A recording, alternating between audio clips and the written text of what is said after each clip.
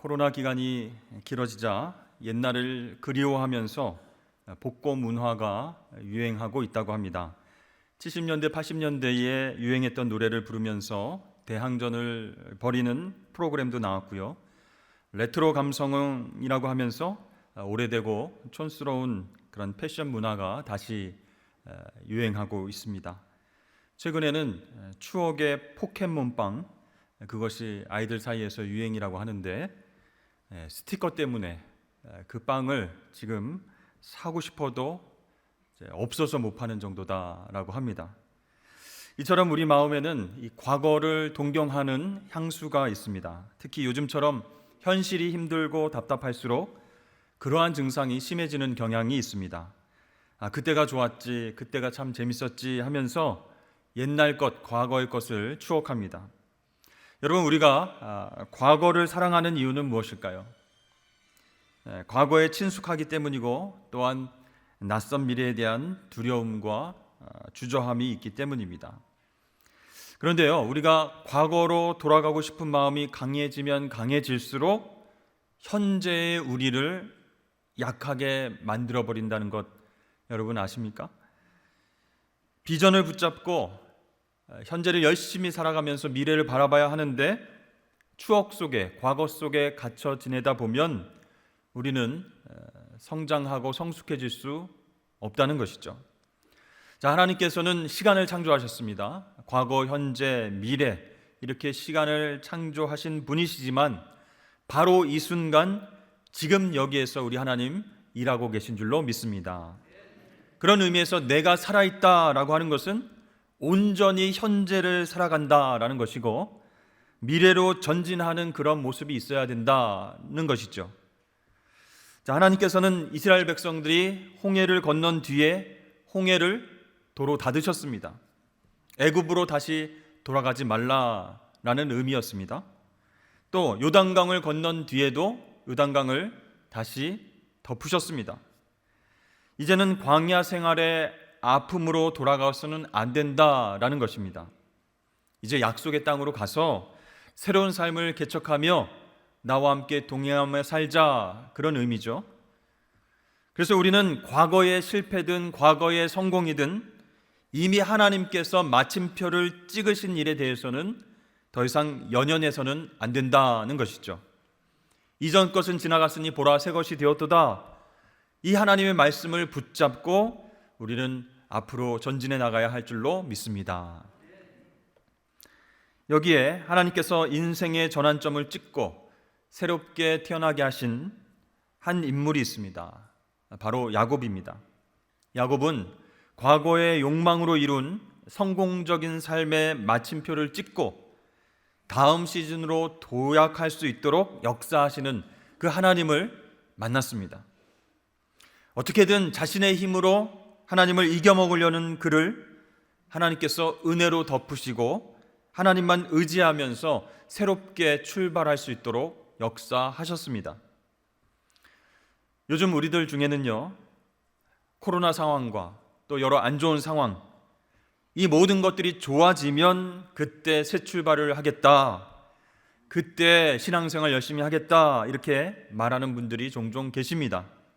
그런데 아니라는 거예요. 지금 여기에서 시작해야 합니다. 오늘 본문에 나오는 야곱 인생의 중요한 전환점을 살펴보면서 우리도 하나님의 은혜 안에서 오늘 새롭게 출발하실 수 있기를 주의 이름으로 축복합니다. 이제 부자가 되어서 고향으로 돌아가는 야곱, 아주 당당한 모습입니다. 2명의 아내와 2 여종과 13명의 자녀, 그리고 수많은 가축들을 거느리고 고향 땅으로 가고 있습니다. 얼마만큼 부자였을까? 그가 형 에서에게 준 뇌물의 양을 보면 그의 재산이 얼마나 많은지 짐작할 수 있습니다. 암염소 200, 순염소 20, 암양 200, 순양 20, 낙타 30, 암소 40, 황소 10, 암나귀 20, 새끼나귀 10. 이 모든 것들을 형에서 한 사람을 위해서 준비한 선물이라는 거예요. 자, 여러분, 야곱이 그동안 어마어마한 부를 쌓았다라는 것을 알 수 있는 대목입니다. 그런데 성경은 이 모든 것이 하나님께서 허락하셔서 이룬 것이다 이렇게 기록하고 있습니다. 아이를 낳을 때마다 또 양떼를 불릴 때마다 하나님께서 주신 것이다 이렇게 기록합니다. 장인인 라반이 야곱의 뒤를 막 추격해 왔어요. 그렇게 쫓아갈 때에도 하나님께서 보호하시고 살려주셨습니다. 또 야곱이 집으로 돌아가는 길에 군대를 만났습니다. 하나님의 군대 마하나임을 보았습니다. 여러분 얼마나 큰 축복입니까? 큰 재산과 수많은 자녀들과 수많은 짐승들, 종들을 얻었습니다. 그런데 이 모든 것은 하나님께서 야곱에게 약속하신 축복의 내용 때문이었다라는 것이죠. 우리가 야곱을 생각해 보면 한편으로는 이런 생각이 듭니다. 야, 아버지를 속이고 장자 축복을 받은 야곱, 왜 하나님이 인정하시고 축복하시는 걸까? 좀 이상하다. 야곱이 뭐가 이렇게 사랑스럽다고 속이고 그렇게 축복권을 가져간 사람, 그 사람에게 이렇게 복을 주실까? 여러분, 베델에서 하나님께서 야곱에게 나타나셔서 말씀하셨어요. 너희 자손들에게 내가 복을 주겠다. 네가 어디로 가든지 내가 너와 항상 함께 하겠다.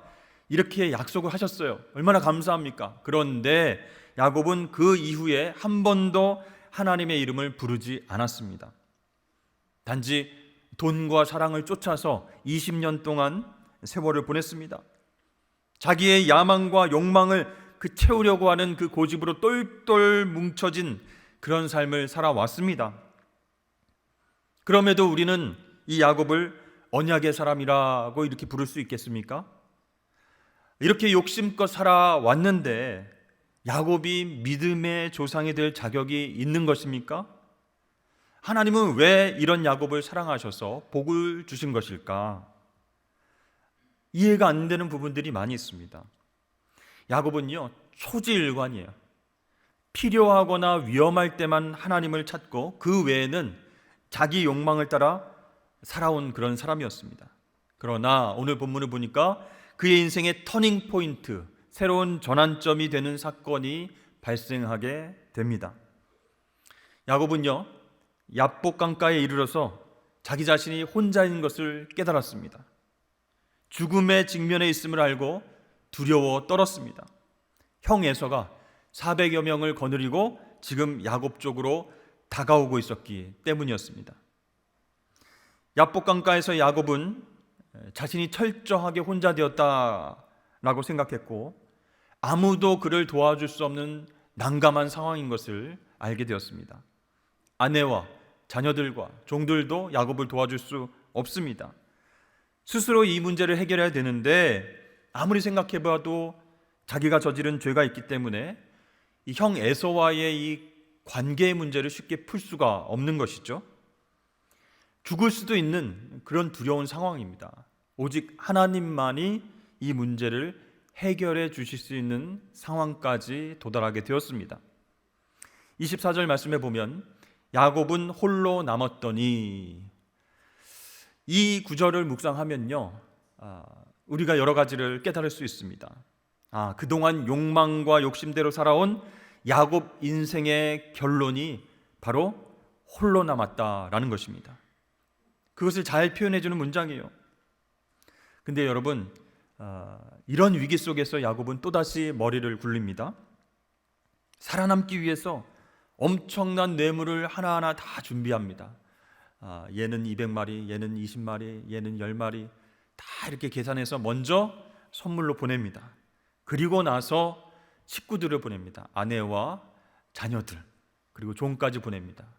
그러면 형 에서가 뇌물을 먼저 받고 마음이 조금 누그러지고, 그리고 가족들을 만나면 그래, 야곱의 아내하고 자녀들이구나 하면서 인사하면서 또 마음이 풀어질 수 있을 것 같아요.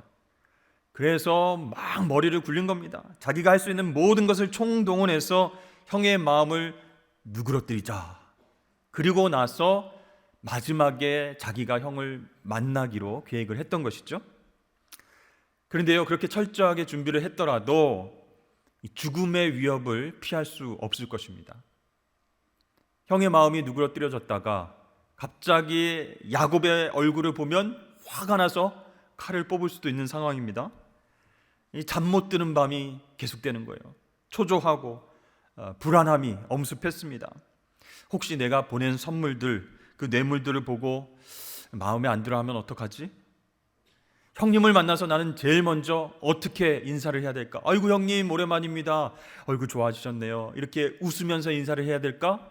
아니면 바로 납작 엎드려서 형님 저를 용서해 주십시오. 이렇게 잘못했다고 빌까? 막 여러 가지 생각 때문에 두렵고 초조해서 잠을 잘 수가 없습니다. 여러분, 죽음의 위협 속에서 혼자 남겨진 야곱, 이것이 그동안 그렇게 열심히 부를 성취하면서 살았던 그 인생의 결론이다라는 거예요. 아무도 도와줄 수 없습니다. 여러분, 무엇이 야곱을 이런 상황으로 몰아넣은 것일까요? 우리가 잘 알듯이 야곱은 이 팥죽 한 그릇으로 형에게서 장자권을 샀습니다. 또 어머니와 공모해서 아버지를 속이고 축복을 가로챘습니다. 그 후의 삶은 어땠습니까? 승승장구했습니다. 그러니까 세상의 눈으로 보면 야곱 엄청나게 성공했는데, 그렇게 볼 수 있을 만큼 계속 성공했어요. 하지만 형의 장자권을 산 것은 뭐 그럴 수 있다고 해도, 배고픈 형에게 팥죽 한 그릇 팔고 형제끼리 그럴 수 있다 하더라도 아버지를 속이고 축복을 받은 것, 그것은요 무엇으로도 변명할 수 없는 악한 행동이었습니다. 이 장자에게 축복을 주는 것은 하나님의 명령이고 하나님의 복이 흘러내려가는 것인데, 그 아비를 속이고 본인이 직접 축복을 받았다, 이거는 죄입니다. 하나님 보시기에 악한 행동이에요. 그럼에도 불구하고 하나님 어떻게 하셨어요?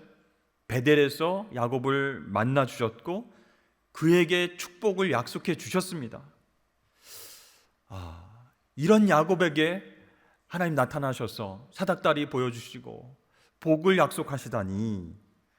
그래서 우리는요 특별히 하나님과 야곱이 맺은 언약에 주목할 필요가 있습니다. 하나님의 언약 방법은요 일반적인 선언 형식으로 되어 있다는 거예요.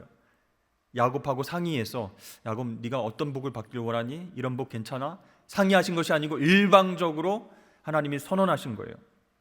창세기 28장 14절과 15절 말씀에 내 자손이 땅의 티끌같이 되어 내가 서쪽과 동쪽과 북쪽과 남쪽으로 퍼져나갈지며 땅의 모든 족속이 너와 내 자손으로 말미암아 복을 받으리라.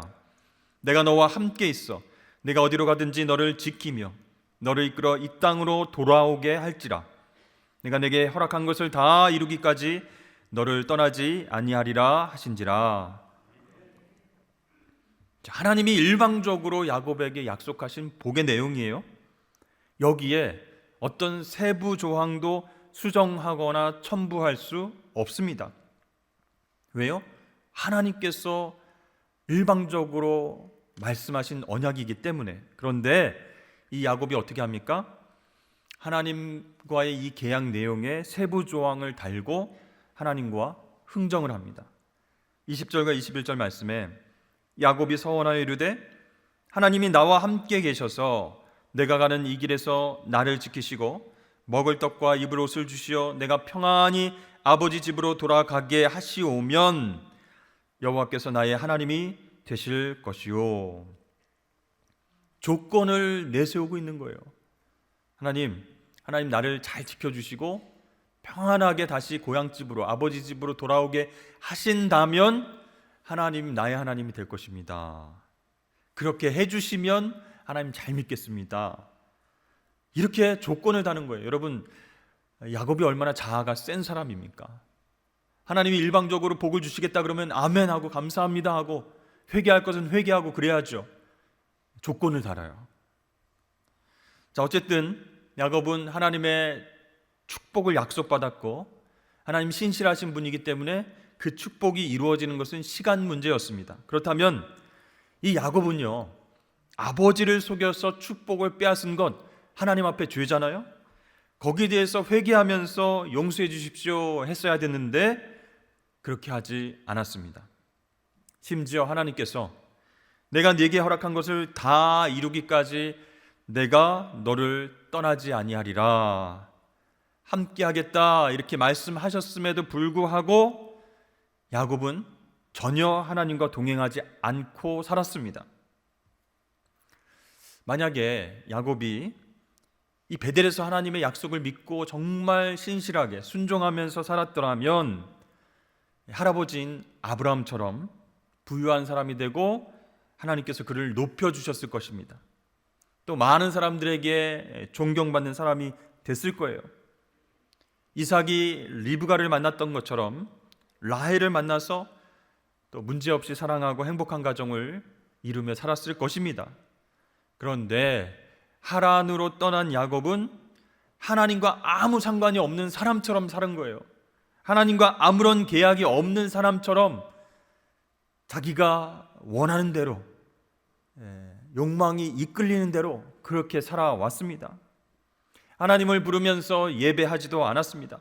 한 번도 하나님께 물어보고 움직이지 않았고 자신의 생각과 계획대로 그렇게 살았습니다. 그렇습니다. 야곱은요, 이름 그대로 속이는 자, 협작꾼, 그런 삶을 계속 살아왔던 것이죠. 필요할 때만 하나님 찾고 나머지는 자기 욕망을 위해서 무슨 짓이든 하면서 살았던 인생, 야곱의 인생이었습니다. 자, 이렇게 고향 땅으로 돌아오는 것도 하나님께 묻지 않고 자기 마음대로 결정하고 행동에 옮긴 것이에요. 자, 여러분, 그 결과 어떻게 되었습니까? 야곱은 자기가 판 함정에 스스로 빠져서 헤어나오지 못하게 되었습니다. 머리를 막 돌려서 뇌물 다 주고 선물 주고 아내와 가족들 보여주면은 괜찮겠지 했는데 혼자 남게 된 거예요. 그러니까 이제 죽음의 두려움이 더 그를 옥죄어 왔습니다. 스스로 이 문제를 해결할 수 없는 상황에 처하게 된 것입니다. 자, 과연 하나님은 어떠한 방법으로 이 문제를 풀어나가셨을까요? 하나님은 오늘 말씀해 보니까 이 야곱의 허벅지 관절뼈를 치셨습니다. 왜 하나님이 이 야곱을 치셔서 평생 절뚝발이로 살게 하셨을까? 아무리 그래도 언약의 아들 아닙니까? 아브라함과 이삭과 야곱의 하나님, 그렇게 말할 정도로 언약의 아들인데 왜 위기에서 형이 쳐들어와 가지고 야곱을 죽이려고 하는 그 위기에서 기적적으로 구해주시지 않고 혼자 남았을 때 씨름을 하셨을까? 여러분, 그런데요, 하나님께서 그 위기의 순간에 야곱을 안전하게 구해주셨다면 그는 변화된 삶을 살았을까요? 그 미래는 행복했을까요? 아니라는 것입니다. 분명히 하나님의 뜻이 있어서 홀로 남은 야곱에게 찾아오셔서 씨름을 걸어오신 겁니다.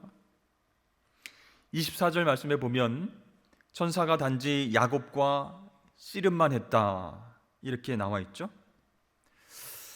그런데요, 이 하나님과의 약속을 생각해 보면 하나님은 언제나 야곱 곁에 계시는 것이었습니다. 그런데 야곱은 자기 자신과 또 성공과 씨름하면서 사느라고 옆에 계신 하나님을 바라볼 여유가 없었습니다. 하나님은 늘 야곱 곁에 계셨는데 야곱은 딴 데 신경 쓰느라고 옆에 계신 줄 몰랐다는 거예요. 재밌는 것은 야복 강가에서 야곱이 밤새워서 했던 씨름이었습니다. 오늘날 삿발을 잡고 모래판에서 하는 씨름인가? 이 야곱과 씨름이라고 하는 단어의 히브리어 발음이요 비슷합니다. 야곱은 야코브 이렇게 발음하고 씨름은 아바크 이렇게 발음합니다. 그렇다면 이 야곱과 씨름의 발음이 비슷한데 이 말은 이렇게 해석할 수도 있을 것 같습니다. 밤새도록 야곱이 야곱했다. 그렇죠? 씨름한 것도 야곱처럼 막 끈질기게 이기려고 성공하려고 그렇게 했다라는 것이에요. 야곱이 야곱했다. 하나님은 야곱이 어떤 사람인지 알고 있으셨지만 씨름하면서 더 잘 알게 되셨습니다. 야, 보통이 아니다. 질기다. 네. 여기 하나님이 손을 들고 말았습니다. 천사가 떠나려고 해도 떠날 수 없었습니다. 새벽이 되어도 떠날 수 없자 결국 어떻게 했어요? 야곱의 환도뼈, 엉덩이 뼈를 쳐서 부러뜨리고 그 야곱의 이름을 바꿔 주셨습니다. 뭘로 바꿔 주셨죠? 이스라엘. 네, 너는 이제부터 야곱이 아니라 이스라엘이다. 새 이름을 갖게 된 야곱. 그래서 이 야곱의 인생은요, 야복강 이전과 야복강 이후로 나뉜다, 이렇게 말씀드릴 수 있습니다. 야곱의 예전의 삶, 과거의 삶은 이제 야복강가에서 다 죽었습니다. 이제 이스라엘이라고 하는 이름으로 새롭게 태어난 줄로 믿습니다. 여러분, 야곱 인생의 새로운 전환점이 된 사건이 바로 이 야복강가에서의 씨름이 되었다라는 것이에요. 자, 하나님께서 이 위기 가운데 야곱을 안전하게 구해주시지 않고 어떻게 했어요? 스스로 판 함정에서 헤매고 있는 야곱에게 다가오셔서 야곱 스타일대로 씨름을 하셨습니다. 자신의 모든 문제를 자신의 지혜와 자신의 꾀, 그것대로 해결하려고 했던 야곱에게 씨름을 걸어오시고, 그래, 네가 이겼다 말씀하시는 거예요. 그러나 옛날에 내가 죽어야 너는 다시 살 수 있다, 이렇게 말씀하시면서 허벅지 관절을 쳐서 부러뜨리신 겁니다. 그러므로 여러분, 이스라엘이라고 하는 그 이름은 거저 생겨난 것이 아닙니다. 야곱이 죽어야 태어나는 이름이라는 거예요. 야곱은요, 죽음의 위기 앞에서 자기 목적을 위해서 끈질기게 싸워왔던 과거의 모습 그대로 죽기 살기로 씨름했습니다. 형 에서가 보낸 자객일 수도 있다. 이 사람을 내가 이겨야 된다. 그리고 어떻게든 복을 받아야겠다. 그 예전 모습 그대로 죽기 살기로 씨름을 한 거예요. 결국 하나님께서는 야곱의 허벅지 관절을 부러뜨리시고, 그리고 절면서 평생을 살게 하셨어요. 그제서야 야곱은 자신이 싸운 상대가 하나님이신 것을 깨달았습니다. 내가 하나님과 대면하여 보았으나 내 생명이 보존되었다, 이렇게 고백하고 있습니다. 그러니까 하나님과 씨름했는데 죽지 않고 살아났고, 형 에서를 만났는데 죽지 않고 살아났습니다. 그렇게 씨름을 통해서 얻은 이름, 이 이스라엘은 무슨 뜻인가요? 하나님이 다스리신다, 하나님이 보호하신다, 그런 의미입니다. 여러분, 이름은 그 사람의 정체성을 나타냅니다. 자, 야곱, 속이는 사람이 이스라엘, 하나님이 다스리시는 사람으로 바뀌었습니다. 그렇습니다. 하나님께서 새 이름을 야곱에게 주신 것은 이미 하나님의 능력과 은혜가 그 사람에게 옮겨갔다, 그걸 말해주는 것이에요. 인생의 새로운 전환점을 맞이했다, 그런 뜻입니다. 자, 이렇게 하나님은 야곱과 씨름하시고 허벅지 관절을 무너뜨리신 이후에 새 이름과 더불어 축복을 주셨습니다. 근데 여러분, 왜 하필이면 이 허벅지 관절, 엉덩이 뼈를 치셨을까요?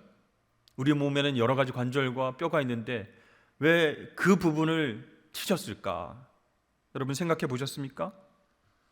여러분, 이 뼈는요, 생식기관과 관련이 있는 그런 부분입니다.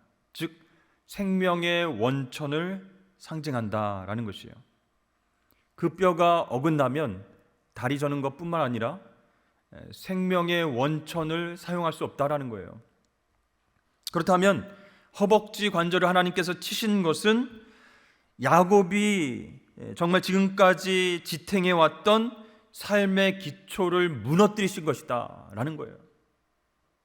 과거에 하나님 복을 들었음에도 불구하고 자기 생각과 자기 계획과 자기 꾀대로 그렇게 살아왔던 그 삶의 모든 삶의 기초가 와르르 무너졌다, 그런 뜻이에요. 이제 야곱은요, 예전의 방식으로는 이길 수 없는 사람이 되었습니다. 협잡군, 곤모술수, 속이면서 살아가던 그 야곱의 인생이 끝난 거예요. 마감이 된 것이요. 이제부터는 하나님께 이끌려서 하나님이 원하시는 대로 살아갈 수밖에 없는 그런 인생으로 바뀌게 된 줄로 믿습니다. 그래서 야곱이 다리를 절면서 이스라엘이 된 것을 성경은 축복이다 이렇게 이야기하고 있습니다. 우리가 생각하는 축복하고는 거리가 멀죠. 성경적 관점에서 보면 옛사람이 죽고 새 사람으로 야곱이 덧입혀졌기 때문에 이것이 바로 축복이다라는 것이죠. 그 이후에 야곱을 죽이겠다고 달려오던 형 에서도 갑자기 변했습니다. 야곱의 목을 끌어안고 입을 맞추고 엉엉 울었어요. 분노로 가득 차서 만나면 내가 어떻게 할 거야 했던 그가 갑자기 울보로 변했습니다. 어떻게 해서 에서가 이렇게 갑자기 행동이 변했을까요? 바로 하나님께서 감동을 주셨기 때문입니다. 자, 에서가 이제 야곱을 저 먼치에서 바라보고 다가가고 있었어요. 근데 야곱이 하나님과 씨름해서 허벅지 관절이 나갔죠. 쩔뚝거리면서 자신을 향해서 형 에서를 향해서 다가오는 야곱의 모습이 보입니다. 그때 에서의 마음이 동정심에 녹아내렸습니다.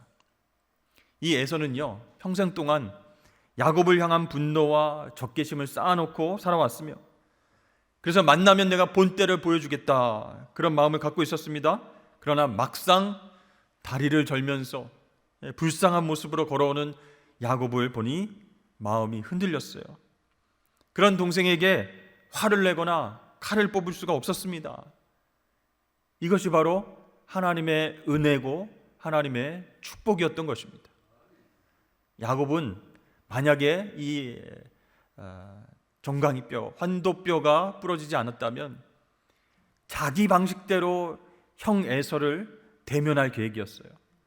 그러나 여기가 부러졌기 때문에 하나님의 은혜로 형 에서를 만날 수 있었던 것입니다.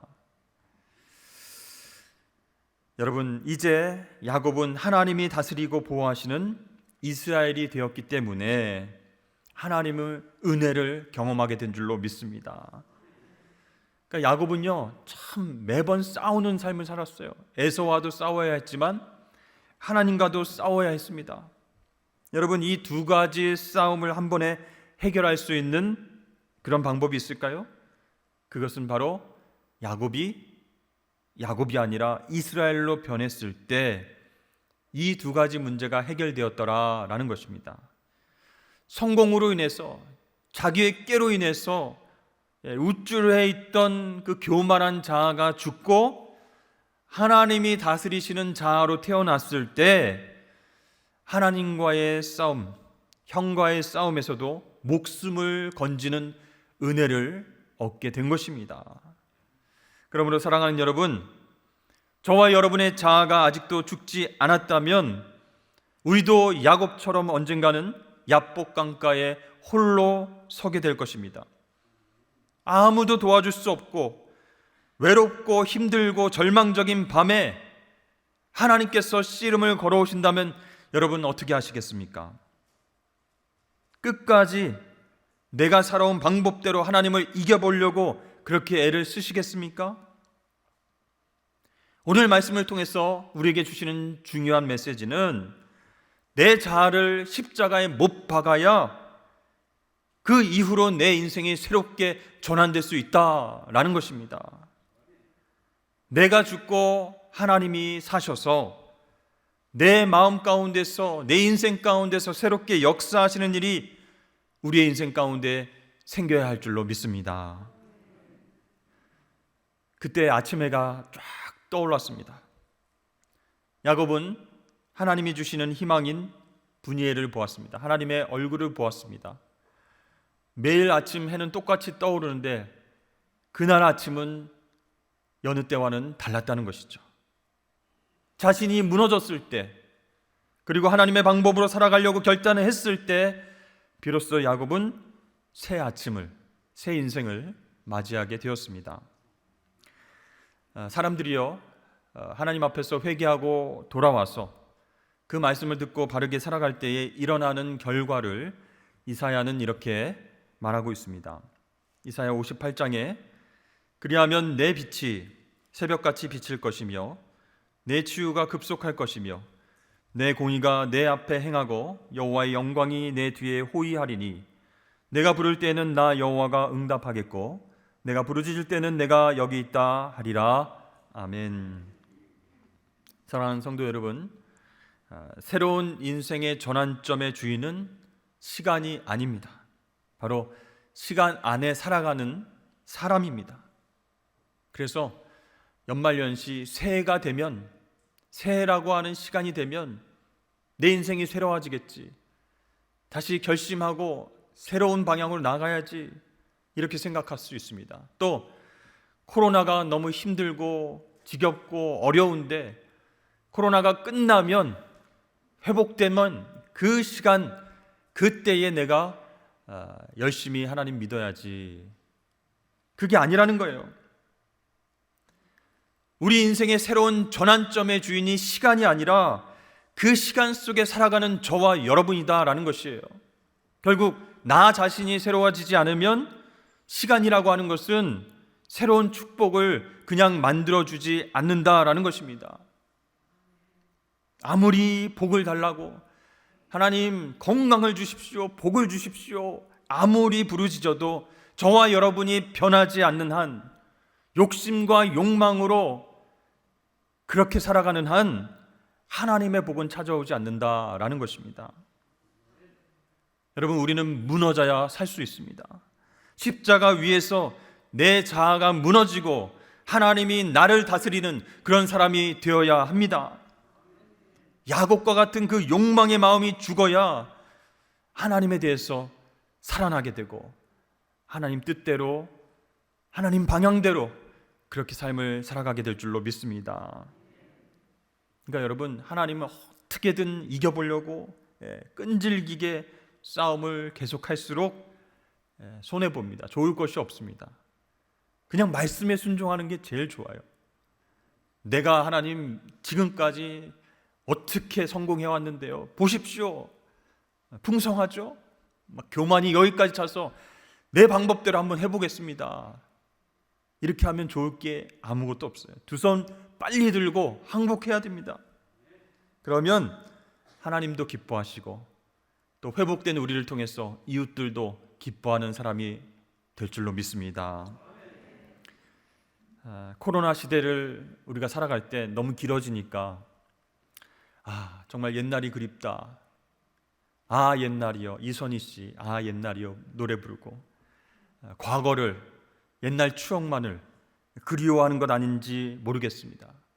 그러나 여러분, 지금 내가 여기에서, 오늘 내가 이곳에서 무엇을 바꿔야 할 것인가, 어떻게 하나님 기뻐하시는 방향으로 변해야 할 것인가 고민하면서 하나님께서 보호하시고 인도하시는 이스라엘과 같은 그런 사람으로 살아가실 수 있길 주의 이름으로 축복합니다.